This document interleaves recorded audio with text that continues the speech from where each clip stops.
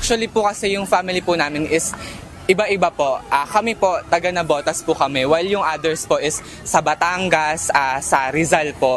Yung iba rin po, dyan lang po sa Manila rin. Mayroon pa pong Bicol pa po, kasi yung lola pa po namin, galing pa pong Bicol. Isang buong araw kasama ang pamilya. Ngayong December 25, sinulit na ng ilan ang pagkakataong makabonding ang kanilang mga mahal sa buhay. Kaya kahit malayo ang biyahe, basta't magkakasama sa selebrasyon ay sulit na. Gaya na lang ng pamilya nila Norman Cruz. Kwento niya na mula pa sa magkakaibang lugar ang kanilang mag-anak na nagkita-kita ngayon sa Rizal Park, Luneta. Ngayon lang po kasi ulit kami magsama-sama as a whole family po para mag-gather din po talaga kasi ang tagal na rin po nung last time na nagsama-sama po kami ng Luneta po ulit kasi mga bata pa rin po kami nung huli po kaming nagkasama-sama po dito po sa lugar na to. Mula naman sa Bulacan ay dumayo rin sa lugar ang pamilya ni Joanna Grace. Ayon kay Joanna, nakalakihan na nila ang taunang pagpunta sa Rizal Park, Luneta sa Maynila. Ganitong araw na lang din aniya ang pagkakataon na kumpleto sila, lalo ang iba ay may trabaho o klase.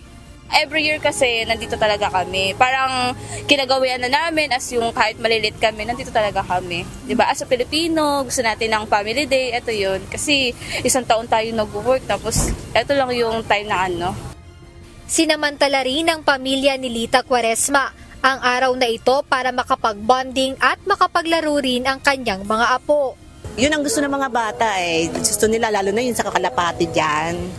Nag-enjoy sila pag lumalapag yung mga kalapate, tapos tatakbuhan nila, lumilipad. And then malayan yun, takbo dito, takbo sila doon, nagbabola sila.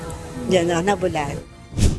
Kapag ganitong holiday season, inaasahan ng pamunuan ng Rizal Park, Luneta ang higit sa 100,000 na park goers. Kaya bukod sa kanilang security personnel, ay nag-request pa sila ng karagdagang puwersa mula sa mga uniform personnel.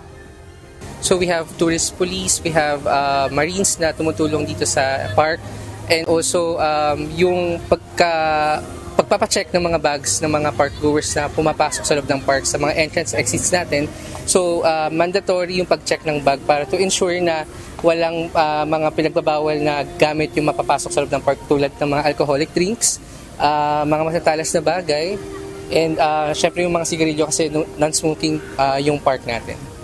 Ayon kay Beo Bensurto, ang Park Operations Superintendent ng lugar, ngayong taon din ay binuksan na nila ang ilang facilities na maaaring magamit ng mga namamasyal sa parke. Kasama na rito ang breastfeeding station at ang child minding room o ang lugar kung saan pansamantalang dinadala ang mga batang nawawala o nawawalay sa kanilang mga magulang. Ayon sa pamunuan ng Rizal Park, Luneta, bukas mula alas 5 ng umaga hanggang alas 11 ng gabi ang parke para sa mga nais dito magpalipas ng oras.